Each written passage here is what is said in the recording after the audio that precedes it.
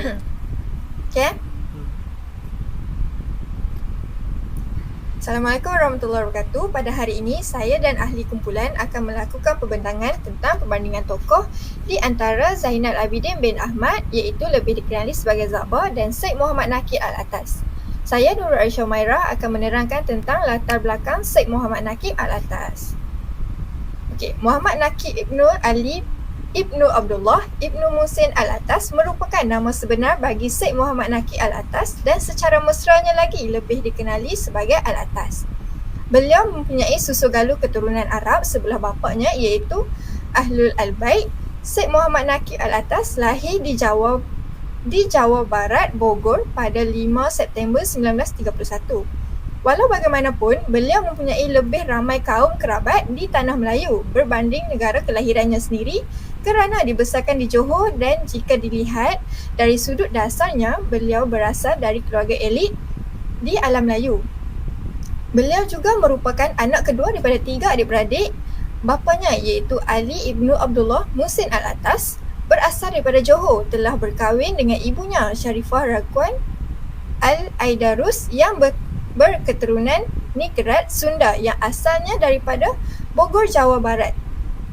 Abang sulung kepada Syed Muhammad Nakib Al-Atas ialah Syed Hussein Al-Atas yang juga merupakan ahli sosiologi dan menjadi pengasas kepada Parti Gerakan Rakyat. Sementara itu, adik bongsu beliau ialah Syed Zaid, iaitu seorang jurutera kimia dan bekas pensyarah di Institut Teknologi Mara. Sejak kecil, iaitu berumur 5 tahun, beliau tinggal dan membesar bersama ibu saudaranya Azizah Jaafar di Johor yang merupakan seorang wanita yang bergiat sosial dalam persatuan seperti Women Institute yang melatih wanita, khususnya wanita di luar bandar.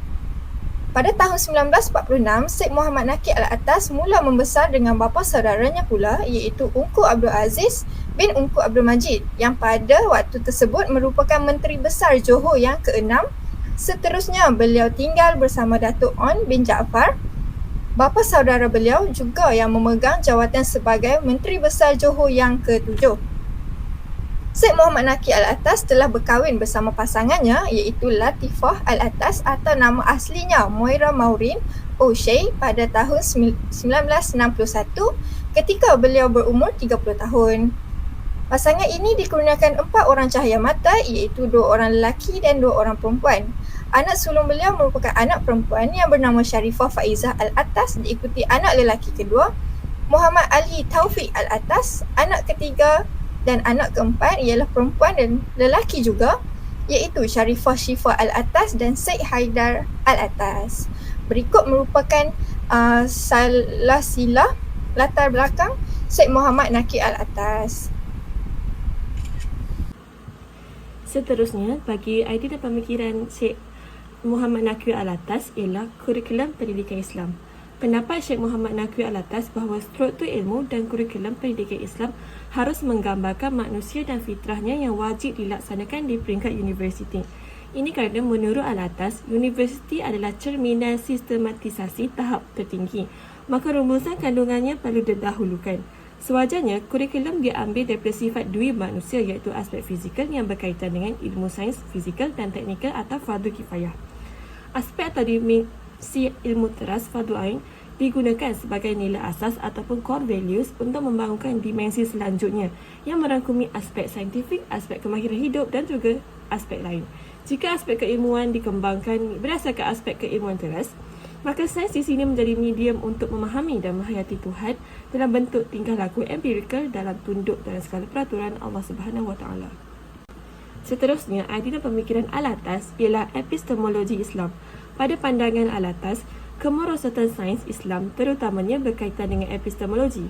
Masalah yang timbul dalam kalangan umat Islam ialah apabila sains moden diterima di negara-negara Islam moden, manakala kesedaran epistemologi umat Islam sangatlah rendah. Menurut Al-Atas, dalam Wan Daud, sains semasa adalah hasil daripada keraguan keliru yang meletakkan keraguan dan spekulasi pada landasan yang sama dengan metodologi saintifik dan juga menjadikannya alat epistemologi yang sah dalam mencari kebenaran. Tetapi tidak ada penjelasan tentang sains mana yang dilihat sebagai hasil daripada keraguan yang keliru ini. Bagi Alatas sendiri, dalam proses membalikkan kesedaran epistemologi ini, program Islamisasi menjadi sebahagian kecil daripada usaha yang lebih besar untuk menyelesaikan masalah epistemologi sains. Assalamualaikum, nama saya Nur Syazwani Adidah binti Musaffar. Saya akan membentangkan tentang kerjaya Syekh Muhammad Nakib Alatas.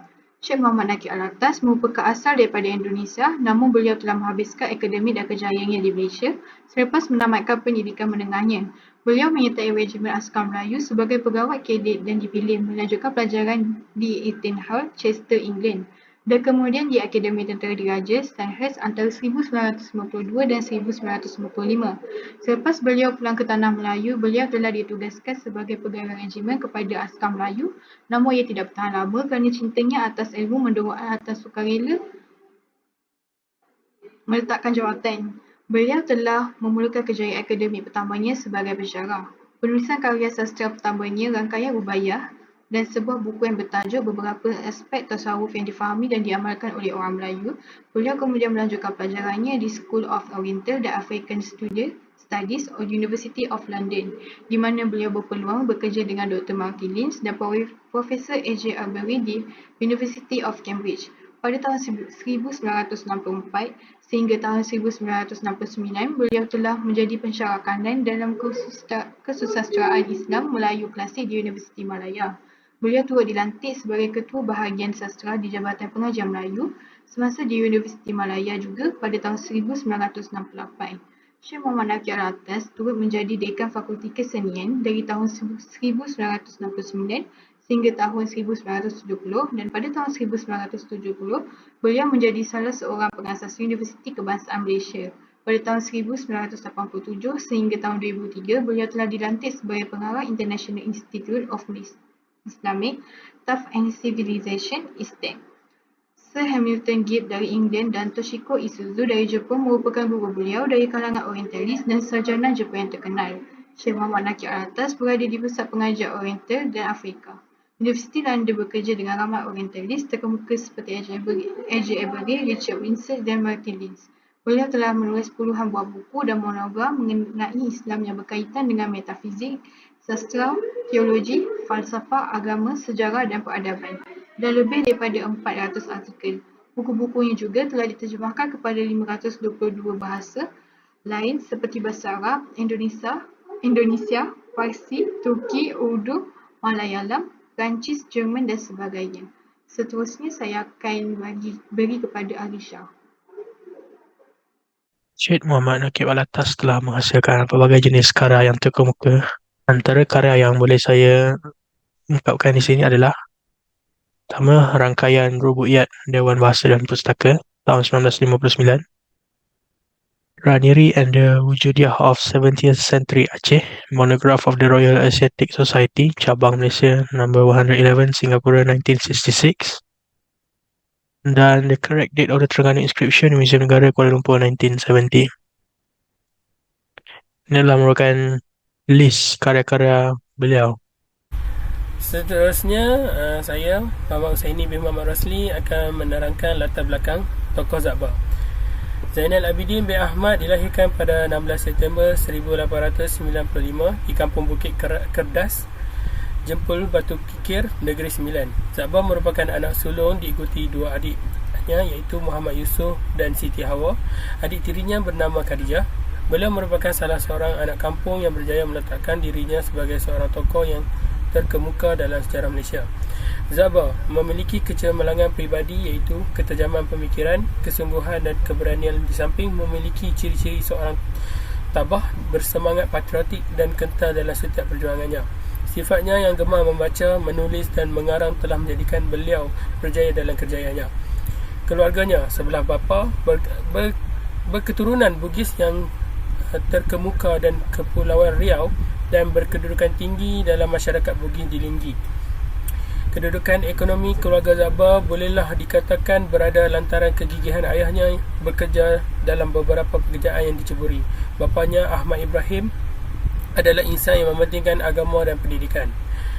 Beliau iaitu Zabah berbakat dalam kepenyairan dan kepengarangan, di samping rajin menelaah pelbagai buku agama, hikayat Melayu dan pesurat kabaran sezaman.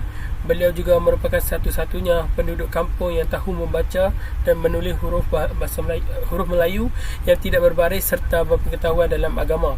Manakala Ibu Zabah bernama Intan Awaluddin, beliau berketurunan Melayu Minang dan seorang yang buta huruf seperti lazimnya nasib wanita Melayu ketika itu. Tetapi ini tidaklah bermakna Ibu Zabah jahil. Sejak kecil, Zabah diasuh berdisiplin, bermandiri dan sekaligus melayakannya mengharungi hari-hari mendatang dengan penuh keyakinan dan semangat perjuangan. Bapanya mendidiknya dengan tegas dan garang telah menjadi aset moral dan psikologi yang bermakna buat Zabah sendiri. Semasa kecil lagi, Zabah menjadi anak kecil yang bijak dan diceburi kebolehannya oleh orang kampung ketika memperdengarkan bacaan ayat-ayat Quran dengan kemerduan suaranya. Apabila dewasa, Zabah mendapati zaman kedewasaannya dengan tabah dan waspada. Zabah tampil sebagai pengkritik, propagandis dan propagator yang berani, lantang dan tegas, bukan penikus yang menuntut di kaki penjajah bangsanya. Okey, saya akan sambung presentation ini dengan idea dan pemikiran Zabah. Okey, khusus untuk kita membicarakan tentang pemikiran Islam dan Melayu. Pertama, Zabah layak membicarakan tentang masalah Melayu kerana beliau ialah pemikir yang memiliki kompetensi keintelektuan dan telah menguasai bahasa Melayu, bahasa Inggeris dan bahasa Arab. Yang pertama, aliran pemikiran dia yang pertama, membasmi kemiskinan dan mencipta kemajuan. Dalam tulisannya yang berjudul Jalan Keselamatan bagi Orang-orang Melayu, Zabah berusaha membangkitkan kesedaran dan aspirasi penting dalam perjuangan orang Melayu. Oleh sebab kebodohan dan kemiskinan akal budi ini juga, orang Melayu bersikap pesimis dan mulai berserah buta sahaja. Tegas Zabah, nilai agama dan kekuatan ajarannya terletak pada dorongan dan keyakinan yang diilhamkannya, amalan dan perbuatan yang dikerjakan sendiri. Dalam mengungkapkan pemikirannya, Zabah sangat tegas menentang kebodohan terhadap pemikiran lapuk. Ia menganggap orang Melayu mewarisi sikap dan pemikiran yang sama, iaitu hidup sebagai katak di bawah tempurung. Pemikiran yang kedua ialah perjuangan terhadap bahasa. Dalam mengajarkan falsafah kemerdekaan dan pembaharuan, Zabah sering menekankan kekuatan dan kepentingan bahasa dan kedudukannya yang penting dalam membangun budaya dan memperjuangkan kepentingan bangsa. Seterusnya, perangai bergantung kepada diri sendiri. Pada tahun 2009, Dewan Bahasa dan Pustaka telah menerbitkan semula karya Zabah yang berjudul Perangai Bergantung kepada Diri Sendiri. Buku ini, Zabah mengungkapkan pandangannya yang kritis tentang sikap dan pandangan hidup orang Melayu yang agak sederhana dalam pencapaian hidup. Kerana dibelenggu kelemahan dan kekurangan yang ketara dalam nilai keyakinan serta pergantungan kepada ikhtiar sendiri. Nilai yang diperjuangkan dalam buku ini ialah iltizam dan kepercayaan terhadap usaha sendiri. Sesungguhnya, saranan-saranan konkret yang diutarakan dalam buku Perangai Bergantung kepada Diri Sendiri ini telah meletakkan asas penting bagi menegakkan perubahan budaya dan peradaban. Itu sahaja dari pembentangan idea dan pemikiran Zabah. Seterusnya saya akan meneruskan dengan seorang seterusnya. Sekian, terima kasih. Seterusnya saya akan menerangkan kerjaya Zabah, iaitu kerjayanya sebagai guru yang bermula pada tahun 1916 dan penulisannya yang bermula pada tahun yang sama dengan nama Pena Patriot. Sebelum menjadi guru, Zabah bercita-cita menjadi doktor dan ahli sastra. Zabah berazam dan berusaha untuk mencapai cita-citanya itu, walau bagaimanapun terdapat halangan dan sekatan tertentu daripada pihak kerajaan kolonial British. Beliau pernah mengemukakan dua permohonan untuk melanjutkan pelajaran, iaitu The Medical School Singapura melalui Pejabat Residen Negeri Sembilan dan Pejabat Pengarah Pendidikan Negeri Sembilan untuk melanjutkan pelajaran dalam bidang sastra di United Kingdom. Walau bagaimanapun, kedua-dua permohonannya ditolak atas alasan tidak ada beasiswa. Walau bagaimanapun, Zabah memulakan kerjayanya sebagai guru sekolah di Johor Bahru pada tahun 1916 di English College dan kemudian bertukar kepada Kolej Melayu Kuala Kangsar pada tahun 1918. Seterusnya 1923 Pejabat Pendidikan Kuala Lumpur, 1924 Kolej Perguruan Sultan Idris Tanjung Malim, 1939 Jabatan Maklumat Singapura sehingga 1942. Lepas tu pada tahun 1942 Pusat Pengajian Kajian Timur dan Afrika University London sehingga 1951. Pada tahun 1954 Sabah, seterusnya Universiti Malaya dan Singapura sehingga 1959. Bagi tokoh kita yang seterusnya iaitu Zabah, antara senarai karyanya yang terkemuka ialah Ilmu Bahasa Melayu pada tahun 1926, Pendapatan Perbahasan Ulama pada Kejadian Perbuatan dan Perusahaan Hamba 1934, dan Siri Pelita Bahasa Melayu. Terdapat 3 jilid, iaitu jilid 1 1940, jilid 2 1946 dan jilid 3 tahun 1949. Saya Muhammad Hanan bin Muhammad Syamsuri dan saya akan terangkan tentang justifikasi pemilihan tokoh. Pemilihan Syekh Muhammad Naqi Alatas dan Zainal Abidin bin Ahmad atau dikenali sebagai Zabah adalah untuk dicermati secara mendalam didasarkan pada relevansi dan signifikansi kontribusi keduanya dalam bidang falsafah, pendidikan Islam, pembaharuan bahasa atau sumbangan terhadap identiti kebangsaan dan budaya. Syekh Muhammad Naqi Alatas dikenali sebagai pemikir Islam kontemporari yang memfokuskan perhatian kepada integrasi ilmu pengetahuan tradisional dengan nilai-nilai Islam. Pemilihan Alatas mungkin berdasarkan sumbangannya dalam bidang falsafah Islam dan pendidikan. Kemudian, sebagai intelektual Muslim yang memainkan peranan penting dalam pemikiran Islam moden, Alatas mungkin dipilih kerana pandangan terhadap isu-isu kontemporari dan cara bagaimana Islam berdialog dengan dunia moden dan dapat dipraktikkan dalam kehidupan masyarakat pada zaman ini. Zainal Abidin bin Ahmad sebagai tokoh pembaharuan bahasa dan sastera Melayu membuat pemilihan berkaitan dengan bidang bahasa dan sastera Melayu. Justifikasinya mungkin merujuk kepada peranannya dalam pembaharuan ejaan dan gaya bahasa Melayu. Zabah terlibat dalam usaha untuk menyemak semula ejaan dan memodernkan bahasa Melayu. Seterusnya, dalam identiti kebangsaan dan kebudayaan Melayu, beliau sering dianggap sebagai tokoh yang memberikan sumbangan penting terhadap identiti kebangsaan Malaysia dan kebudayaan Melayu. Pandangan mengenai nilai-nilai tradisional mungkin menjadi aspek yang penting dalam pemilihan tokoh tersebut. Pemilihan tokoh-tokoh ini bergantung kepada konteks dan bidang ketertarikan tertentu seperti falsafah, pendidikan Islam, pembaharuan bahasa atau sumbangan terhadap identiti kebangsaan dan budaya. Bagi analisis pemikiran Syekh Naqi Alatas, beliau berpendapat bahawa umat Islam hendaklah menjadikan Islam sebagai politik kehidupan supaya mereka dapat terhindar daripada ideologi barat dan orientalis. Selain itu, beliau turut berpendapat bahawa masyarakat hendaklah melahirkan kesedaran terhadap pentingnya ilmu pengetahuan dan pendidikan dalam Islam. Alatas turut mengkritik orang yang mengaplikasikan istilah tarbiyah dan taklim. Hal ini kerana perkara ini adalah tidak tepat dalam pendidikan Islam. Alatas turut berpendapat bahawa istilah tarbiyah dari istilah arah iaitu medan semantik. Istilah Arab iaitu medan semantik tidak mencukupi dari aspek pengajian Islam. Dari sudut politik pula, Syekh Naqi Alatas membantu gerakan kebangkitan Islam. Antaranya ialah Angkatan Belia Islam Malaysia iaitu ABIM dan Akademi Sains Islam Asasi. Seterusnya, beliau teguh menyuarakan pendiriannya sebagai ilmuwan walaupun berlainan pendapat dengan idea pemerintah dan parti pembangkang. Antara tokoh terkemuka yang menerima bimbingannya adalah Perdana Menteri Malaysia yang ke-10 yang amat berbahagia Datuk Seri Anwar bin Ibrahim. Nama saya Muhammad Isyad bin Johari dan saya akan menyambung tentang analisis perbandingan dua tokoh, iaitu tokoh saya ialah Syekh Naqi Alatas. Syekh Naqi Alatas merupakan seorang cendekiawan yang disegani di dalam dunia akademik Islam. Hasil karyanya lebih menekankan pemikiran dan peradaban Islam. Contoh-contoh aspek kajian yang titik beratnya olehnya adalah ontologi Islam, kajian metafizik melandaskan Islam dan epistemologi Islam. Selain itu, beliau juga terkenal dengan pemikirannya yang mengaitkan pemikiran barat dan pemikiran Islam di dalam kajiannya yang mendalam terhadap tradisi intelektual masyarakat Islam.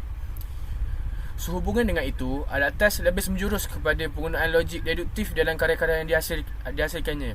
Hal ini kerana perbandingan dengan Za'bar yang menekankan perubahan sosial dan pendidikan Melayu, pendekatannya adalah menjurus ke arah falsafah dan teori dari segi pemikiran dan peradaban Islam.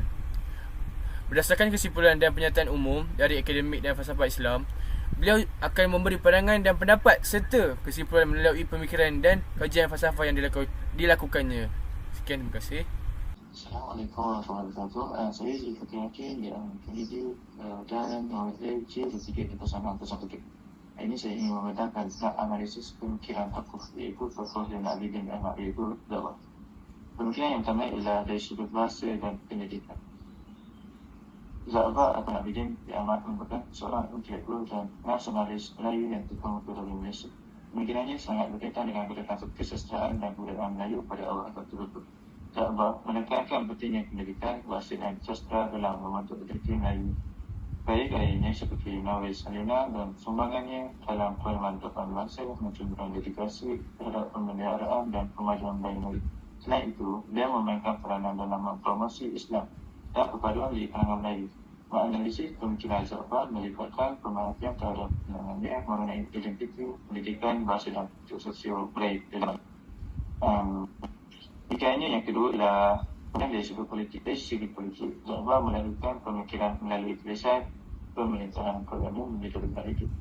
Akibatnya, dia sentiasa dipindahkan dari satu tempat kerja ke satu tempat kerja. Jika berada di satu tempat itu atau tempat kerja ke satu tempat kerja. Setelah berada di satu tempat itu, dalam 2-3 tahun sahaja, Profesor Emeritus Dr. Asma didominasikan semasa umur mulai ditubuhkan. Za'bar bukan sekadar mengikut menyokong umur, bahkan dialah yang mencadangkan pertukaran nama umur kepada UMNO. Za'bar merupakan orang penting menentang melayani. Walaupun setelah UMNO ditegak berdiri, Za'bar memulai diri dan memberi kepala kepada penulisan. Assalamualaikum. Saya Muhammad Ahmad Masih nombor energi 3E096. Saya membentangkan tentang analisis perbandingan dan tokoh yang saya pilih ialah Za'bar. Maksudnya karya-karya yang dihasilkan oleh Za'bar merupakan juga lebih menjurus ke arah mengaplikasikan logik dan berbanding logik negatif. Hal ini kerana pendekatan yang digunakan olehnya menjurus ke arah pendekatan praktikal. Pendekatannya juga berdasarkan pengalaman kesimpulan atau pernyataan yang dibuat olehnya berdasarkan penelitian langsung. Contohnya, Za'bar merupakan seorang ilmuwan Melayu yang masyhur dalam bidang penulisan, pendidikan dan pemikiran. Antara usahanya adalah beliau telah memasak dan meningkatkan penggunaan bahasa Melayu sebagai bahasa pengantara dalam pendidikan tanah air. Beliau langsung dan beliau dalam mengaplikasikan perhatian secara langsung dan pengalamannya ke atas penggunaan bahasa Melayu dalam pendidikan, dan perkara ini sekaligus telah dibuktikan untuk dapat meningkatkan pemahaman pendidik masyarakat. Sehubungan dengan itu, Za'bar turut mengintegrasikan pelbagai nilai tradisional Melayu dengan nilai pendidikan yang moden demi kemajuan masyarakat tanah air. Akhir sekali, kata Za'bar boleh disempurnakan dengan pendekatan yang lebih meniti pergerakan perubahan pendidikan tanah air, pemikiran lebih ketika dan penggunaan bahasa Melayu sebagai salah satu makin ke arah perubahan. Sekian daripada saya. Terima kasih. Jadi kesimpulan bagi Za'bar dan juga Syed Muhammad Naqib Alatas, mereka masing-masing memberikan efek yang besar kepada masyarakat, bidang pemikiran politik dan pendidikan dan juga pengembangan masyarakat.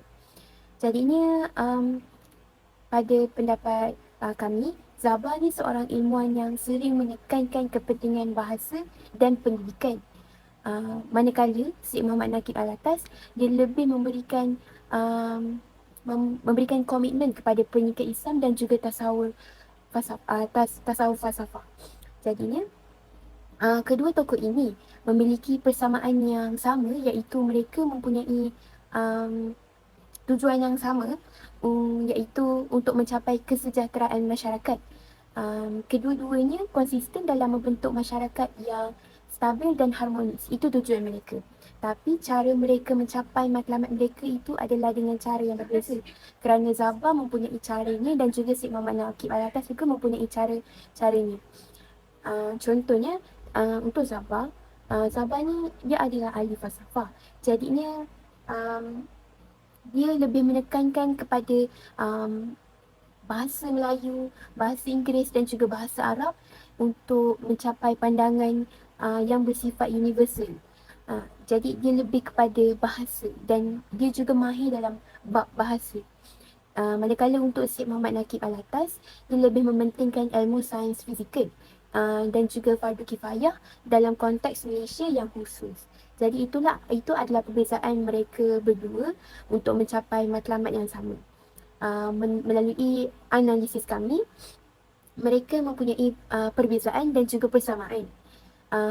Tapi persamaan dan juga perbezaan ini kedua-duanya memiliki